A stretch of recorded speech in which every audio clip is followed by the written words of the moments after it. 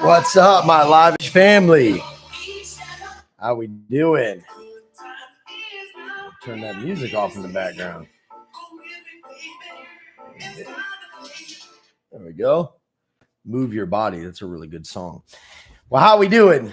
It's been a minute, and I wanted to jump on here and share some extremely valuable information and wisdom I've gathered through a couple engagements that I've had today. I have these engagements every day, but today was really just a profound day for me.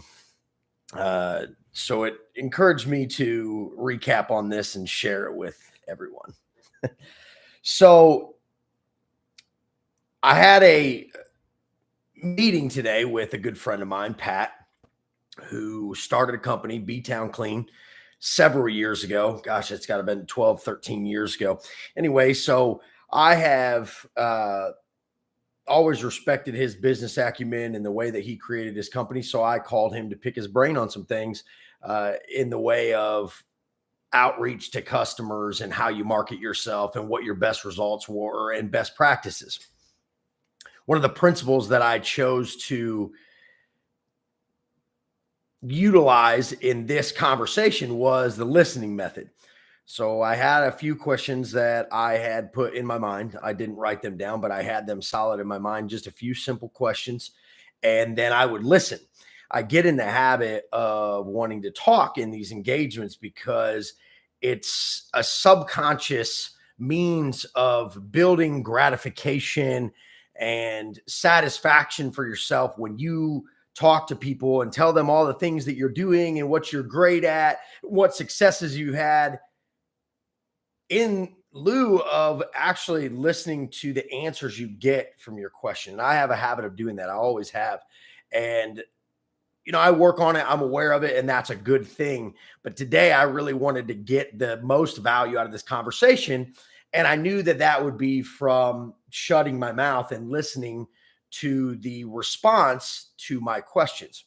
So the first question that I had was, where did you get most of your leads when you started your cleaning company? And he started by saying most of my leads were digital. So it was a digital presence, and I got most of my leads from online. He said that he made sure that he put his company information, contact information, in places that were relevant to the services that he was selling, which were cleaning services. So I believe that he started out just doing, individual cleanings, things like that. Now he's worked his way up to commercial and has done really well for himself. And so I'm really grateful for that information. But the most powerful thing that he said was, we used Angie's List and whatever the home advisor.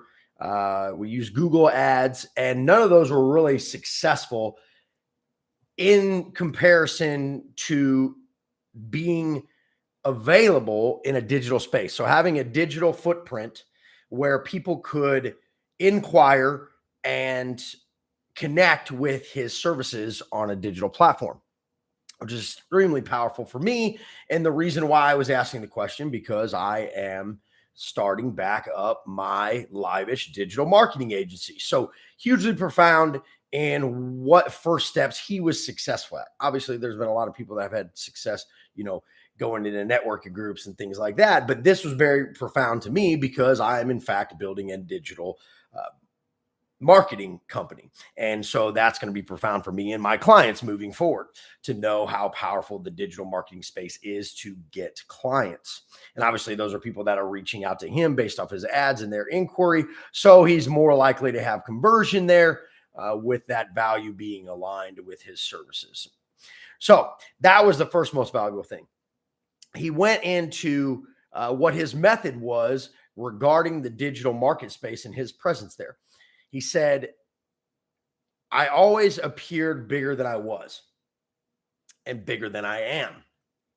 And the relevance to that, or what he means by that, is that his company always portrayed themselves as someone who could facilitate more work than he thought that he really could handle. He would just figure it out, which there's nothing really wrong with that at all, because what that does to appear bigger or more capable than what you may actually be, from a reality standpoint, is that it gives comfort in the person who is pursuing your service to have faith that you'll get the job done.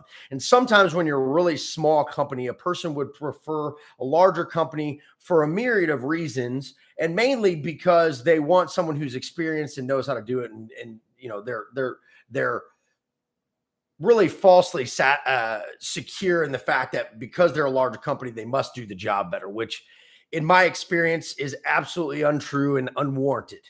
Now, do they have more experience? Most likely, yes.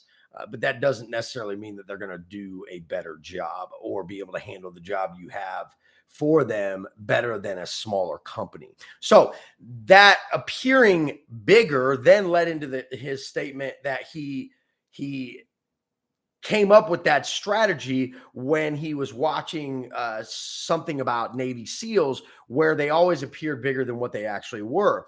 And he gave this scenario where, 5 Navy SEALs, a small unit, which they are, elite unit at that, but they would be up against maybe 25 enemy combatants.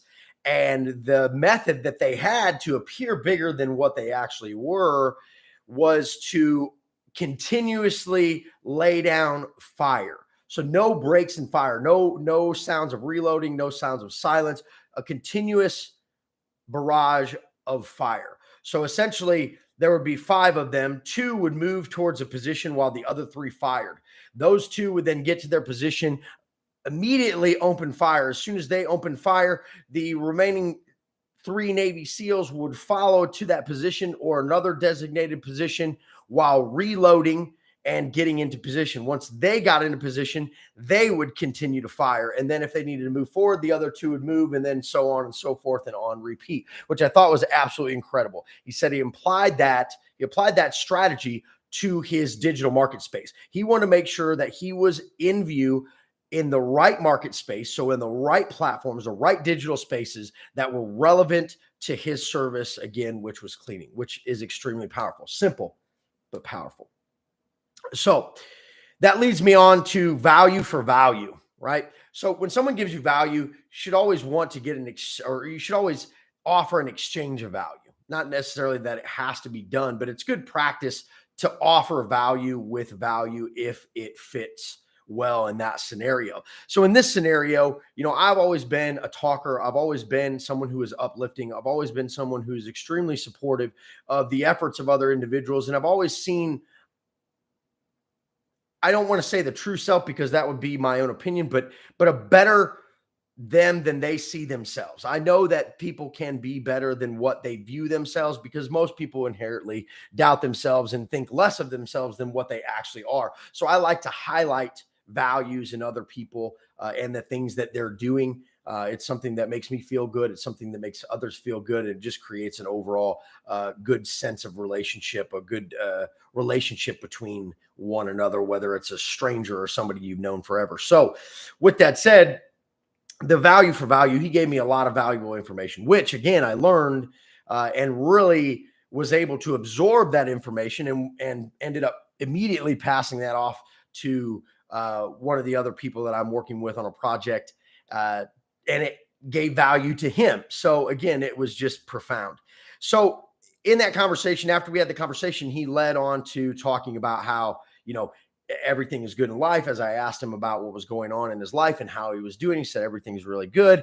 I made a comment and a compliment about his physique. He had posted a picture on social media in his story, and he was looking very toned and very fit, had some veins popping out. He was really getting it. I'm really proud of him for that. So I made sure to let him know that.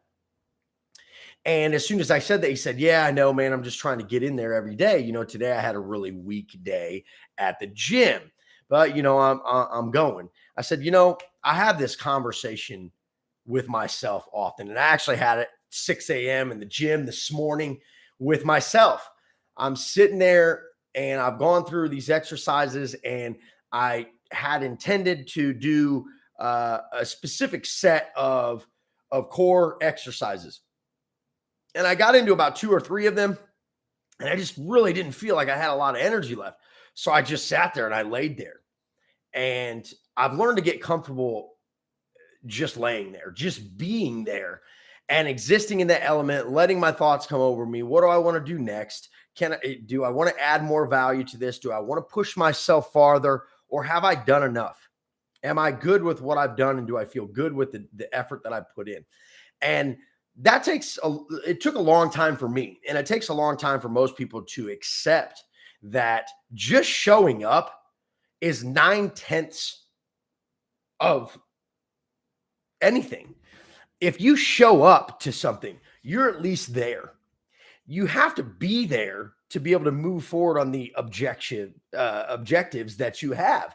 And I think that it's really important that we reward ourselves for just showing up, and that it's okay if you don't have an exemplary day, or a day where you put out a ton of sets and lift a bunch of weight and work out for 2 hours. You don't have to do that. Being there consistently and putting in the effort that you have at the moment. Pushing yourself is one thing, but being there and showing up and at least doing something is much better than most people do, especially when you compound that over time. Consistency over time. So be happy about just showing up. Accept just showing up is enough.